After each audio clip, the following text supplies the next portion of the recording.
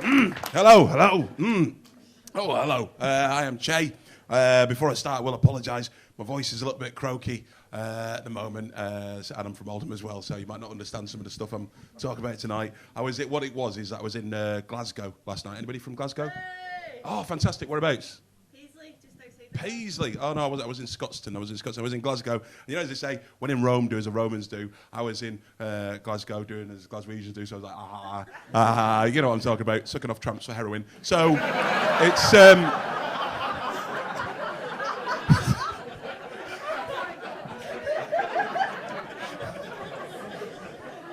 Hey, and we're off. Is it Harry? Henry? Is it? What is it? What's your name? Harry, lovely to meet you. I was like, how am I going to know it's Harry? And then I heard the word gilet from the back, and I went, oh, what a twat. I wouldn't have said that usually, but from the back, I heard that you didn't like things that were both black and white, so...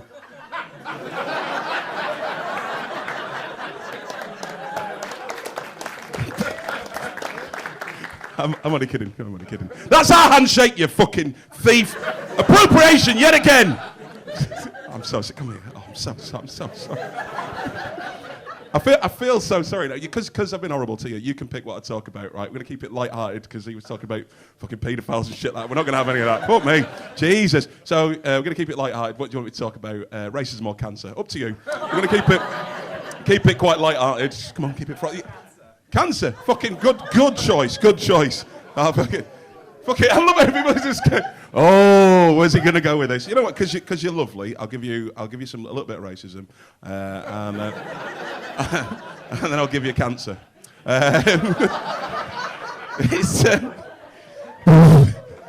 you a little bit about myself. I'll tell you about me. I've just come out of a very long-term relationship. It's been very sad this last month. Yeah. Oh, you said we went all then. Oh, single? No, not at all. Not now. Yeah, we'd known each other from childhood. It was really horrible. We'd known each other from childhood. Obviously, I went to university, and then we sort of like went our separate ways for about 3-4 years and stuff like that. But then we got back in touch, and sort of like I thought we'd built the relationship back up again. But then recently, this last week, they were in the hospital, and I just turned around to him and I said, "Fuck you, Dad. I don't like you, and I know that you've done your will, so fuck you." It was a bit of an argument and stuff like that, so that's that relationship over. Don't speak to him anymore. Well, what it is, right? He's a bit of a prick, right? And he's fucked his foot up, so he's not going to chase me. So I'll say what I want on stage, right? But like, what had happened is, right? My dad's from Barbados. My mum's from Manchester. My dad came over to this country late '60s, early '70s. My dad, he was a boxer, and my mum was an Alsatian. Poof, there we go, first joke. So, it's only one you're getting. So my dad came over, met my mum, and he was trying to teach me about racism, right? He was trying to teach me how to deal with racism, right? But people from the West Indies, they're not very good with their emotions. They don't know how to. A lot of the older generation of men in general, but like West Indian men especially, don't know how to deal with emotions, right? So because my dad was actually a boxer and he was a wrestler as well back in the '70s. For some of the older people, I don't know why I'm looking at you, sir, but like you've got a white beard, so fuck it. So, I will be you one day. By that I mean white. That's I'm like Michael Jackson. I'm just bleaching. Oh God, Che, no. I'm not touching kids. The whiteness is fine. That was a nice one. Gotta love laughs. Where was I? Yeah, so my dad was a wrestler back in the days. You might remember some of the older generation. He fought Marty Jones, Big Daddy, those kind of people. But he couldn't teach me about racism without just acting, right? So instead of telling me about anything, what he would do, he would wrestle me to make me a man, so I could deal with shit, right? So he put me into like full Nelsons or like sleeper holds and stuff like that, and he'd make me submit, and I'd be like, I submit. And that wasn't enough for my dad. He would then tickle me until I pissed myself. Horrible graduation.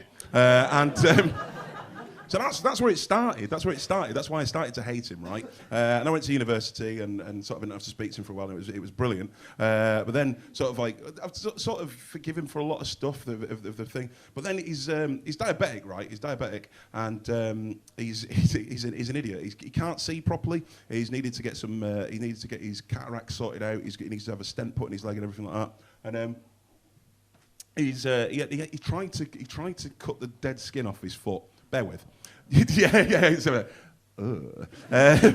he's trying to cut the dead skin off his foot, but he can't see, right? And he's diabetic, and you're not supposed to do this kind of shit. And he just cuts into his toe because he's got no feeling in his feet, right? So he ends up, and it almost goes gangrene, right? So it's almost, right? But my dad, like I say, he's a prick, right? So he will not take any kind of advice or information. Like, and I was like going, Dad, for breakfast, what you shouldn't be having is a bottle of Lucozade, right? And that's it. But he's like, fuck you. I'm not a child. I can do what I want, right? So we got into these arguments, and he doesn't like the fact that I keep bringing up his diabetes, right? And he doesn't like that I'm incredibly childish because that's how he's brought me up. And I bought him a 6-inch Subway sandwich. And I went, there you go, Dad. And he goes, what's this for? Why have you brought me this? And I said to him, it's because you're not going to have a foot long. Did not like that. He did not like that. He doesn't like me using the word diabetes. So now I just say to him that he's lactose intolerant.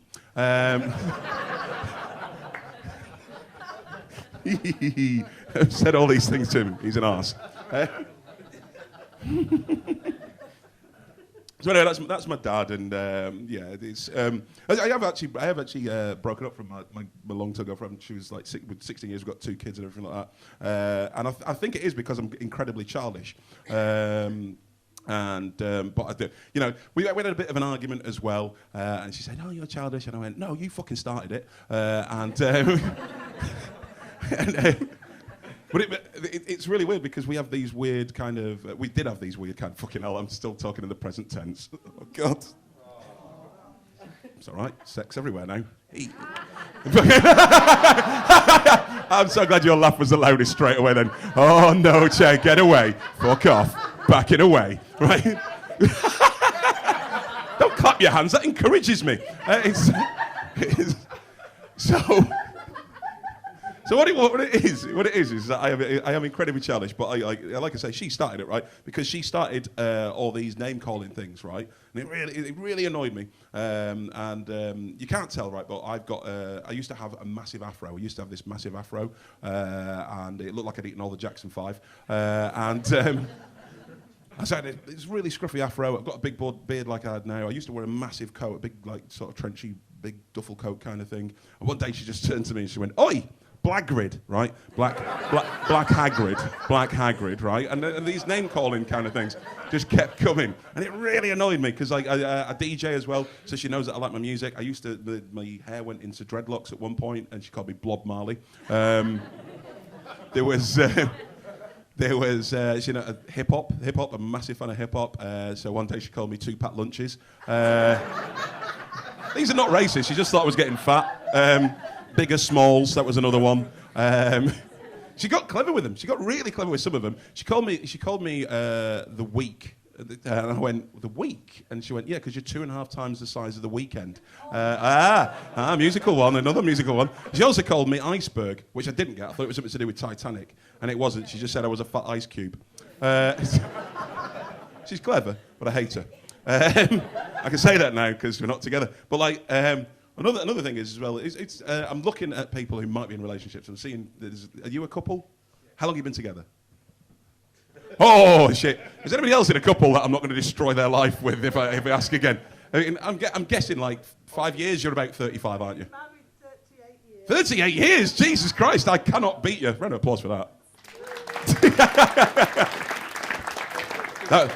That was pity applause there. That was like, oh, you poor fuckers. Me and Lisa have been together for 16 years, right? And like, have you got any tips for staying together or ever how you keep the relationship strong? Fuck all, yeah. Right? Because what I like to do is I like to pass around the knowledge, right, to younger people who might be in a relationship, even though they shouldn't be. admit it, you're just studying him. You're just studying him. You're just waiting for him to break. And it's sort of like you'll catch him one day just wanking over a panda. I knew it. I can write a fucking thesis on this. So it's only going to get worse through the night. I'm so sorry. Well, I'm trying to pass stuff on through the ages to you, right? So they always say stuff like, never go to bed in an argument, right? They never say, no, never go to bed in an argument. And that is bullshit. It is bullshit. Always go to bed in an argument, because if they die during the night, you have won that argument. Oh my God, she's dead! 1-0 in your face. I win again. Now... fucking hell, I've raced through these things. I'm trying out little bits of new stuff, but I will get to cancer just for you. But what I found out, we're having a breakup now. I found out more about my sexuality is that through watching cartoons, not panda porn. But there was a point where I just thought, I'm not interested in women in a kind of sort of... I found out, basically what I found out is that I was demisexual, right? And it was because I was watching BoJack Horseman, and I've learned about, that's such a teaching thing. If you haven't watched it, watch it. Asexual means that you're just not attracted to anybody. But like then demisexual, like I say, I'm still attracted to people, but I have to have a real proper connection. That's what demisexual is that you've got a sort of like have an emotional connection. It takes ages for you to... So you need to know somebody for ages and ages and ages. That's what I thought it was. But then also, I think... I learned French, and I know that demi means half. So to me, it means that I'm getting half the sex that I used to. I also studied maths, and I know that half of the sex that I used to get is still 0. It's been so long. It's fucking... I think my hymen's grown back over. It's that's how it works, isn't it? And the other horrible thing is, like I say, you've got to love the person that you want to get with, and that you can't get aroused and like that. And unfortunately, I also don't love myself. So masturbation is a bit of a bastard. I don't even call it masturbation anymore. It's just black on black violence. Come on! Why do I hate myself? So cancer. Let's get on to the cancer. So, me and Lisa, been together for, at this point, we had been together for 10 years, and I've got asthma anyway, and I was not feeling well. This is 2009, and I had bad chest, bad wind, a lot of bad wind, and I didn't know why, and they did a load of tests on me. They did a load of tests, the hospital, Royal Liverpool, did a load of tests on me. They tested me for TB, because they knew I was from Oldham, and that was a Victorian chimney sweep at one point in my life. And so they run all these tests, and Lisa was really sympathetic. It's fucking man flu. I was like, I don't think it is, right? So what I've done is, and again, these are tips for you as well. Either of you can use this, right? Is if you've got excess wind and you want to get your own back on your other half, right? Does anybody know what a Dutch oven is? Hey, been there, right? Well, I've taken it to another level, right? I've created what I like to call a guff tunnel, right? What you do is, bear with. If you're in your duvet, right, and it's just you in there, you get the duvet and you go and make a tunnel by the side of you, right?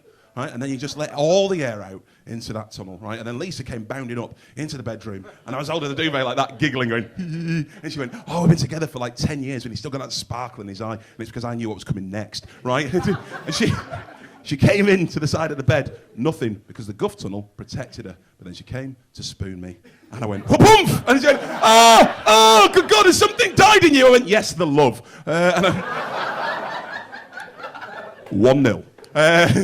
It was a no-score draw that night. Anyway, so it carried on from there, right? Me and Lisa never used to live together. At that point, I used to live around the corner from her. I used to visit her house more than she visited mine because she had a better Sky package and I love her. I said to her one day, I'm really not feeling well. Do you mind if I use your shower? I still had the wind, I still had the bad chest and everything like that. I said, do you mind if I just use your shower? I just feel a bit grotty and everything like that. Still running all the tests. She's still going, it's fucking man flu, Chet, it's fucking man flu. I said, she went, yeah, go and use the shower, whatever. So I went upstairs and I started to have a shower. I was like, la la la la, la la la la. Now, does anybody know what I'm going to go for you again, but does anybody know what a shart is? Oh yeah, we've all been there, Chet, we've all been there. If you don't know what a shart is, right, it's when you think you're going to have a fart, and then it turns into a shit, right. So, I'm in the bath, and I went, la la la la, and I go, I better let some air out, and oh shit, and it was like little poo footballs in the bottom of the shower. She goes, are you all right up there? I went, I'm fine, don't come up. And she started to come up. I went, fuck. So I had to get rid of these poo footballs, right? And I was just sort of like, fuck, what do I do? I can hear her footsteps coming up. So I was like, started kicking these poo footballs down to the other end of the bathroom. I'm sorry to kick them towards you. But like, I forgot that Lisa molts like a cat, so like I forgot that she left me a little present of a hair goalie, and she's banging on the door now, going, "Are you okay in there?" I'm going, "I'm fine. Don't come in just now." Right? So I basically had to stamp these little poo footballs through a sieve of her hair, right? And I thought I got away with it. But two weeks later, she decided to do some spring cleaning. Now, no, don't judge me, right? Might not turn out it does. I know it's love between me and her, or it was love between me and her, when your beloved, in the house that only the two of you have ever been in, holds up what can only be described as a poodoo doll, a massive hair and your shit, and goes, "Have you shut in the bath?" And you go, "No." 1-0. Very quickly, I'll let you know about so this is the cancer bit. Basically, the doctors asked us to come in, and they said, "Do you mind? We just need you to come in, and we'll have a chat with you." And they sat us down and said, "Sorry, Mr. Burnley, to tell you that you've got Hodgkin's lymphoma, stage 4." And I looked at Lisa, and she looked back at me, and she was trying to be strong for me, and she was trying to be sort of like this brave rock, but like I could see that she just wanted to break down and cry, and I just wanted to say to her, "Look, love, me and you, our love together, we'll get through this no matter what. Don't worry about it." That's what I wanted to say. All I could think of in the back of my head was 2-0 in your fucking face. I told you it wasn't man flu. Now, she saw me laughing, and she went, "Chad, you realise this is cancer?" And I went, shit, 1-1. Don't worry, the doctor said to me, "It's good cancer." I said, "What do you mean by that?" And he said, "Well, I don't like black people." I asked for a second opinion. Turns out I am black. You lot have been lovely. Hopefully I'll get to see you again and tell you whether or not I survived. I've been Chad. Good night.